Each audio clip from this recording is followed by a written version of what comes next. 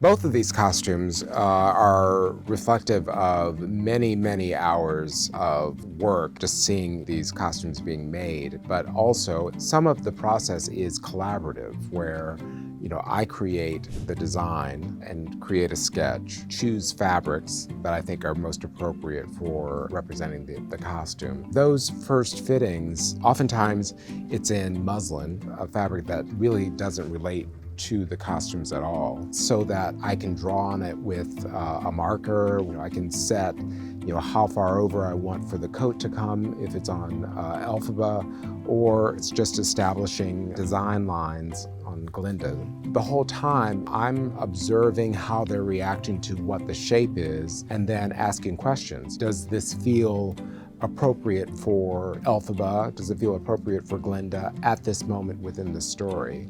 To make sure that it's still in keeping with how they were imagining their character to evolve. And I have to find her, because if someone else gets there first, I'm worried for her too.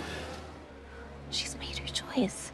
The dress that's behind me, this is the first bubble dress that she wears. I was hoping for the dress to embody all of those qualities that resonate with the audience. It starts from the 1939 film and that dress that Billy Burke wore, which was in pink. I didn't want to use pink for that dress because I had the pink dress from the beginning of the film. So I made the decision to adopt the lavender and blue iridescent quality that's reflected actually in the original Glinda dress from the Wicked Broadway musical, just to give a nod to that dress. But also in the classic shape, I'm still giving it a more old-fashioned or a less evolved Glinda, if you will, to give a step towards where she ends up, which is the big pink bubble dress. And that's actually when she is most powerful. But the lavender one serves this new persona that she's adopted. It's when she is this political propagandist figure that she goes into the lavender dress.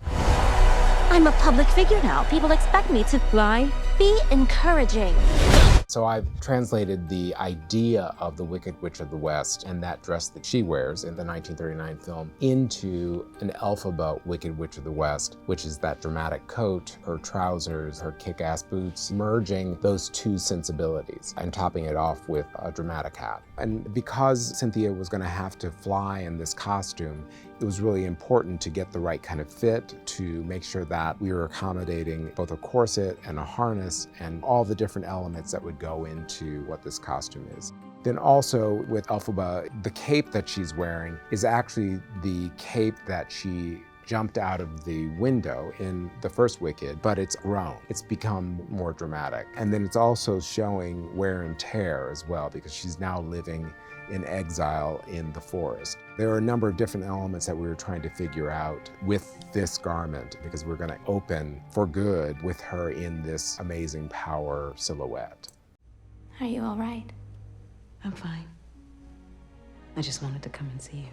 That means a lot to me, Elfie. The wedding dress, as it's represented in the sketch, it adjusted slightly in the fitting process. And that was the collaboration with Ariana and just thinking about, where she wanted for Glinda to be emotionally for this wedding. It gave her more vulnerability with bare shoulders and bare arms, and so we incorporated that into the design of the dress. It's a multi-layer overskirt. There are spirals of dimensional butterflies that trail around the hem. They run down the 25-meter veil. The imagery is supported by animated butterflies, gold butterflies. As she's walking, she parts a path with her dress, and then they float up and fly around. It's a very magical moment.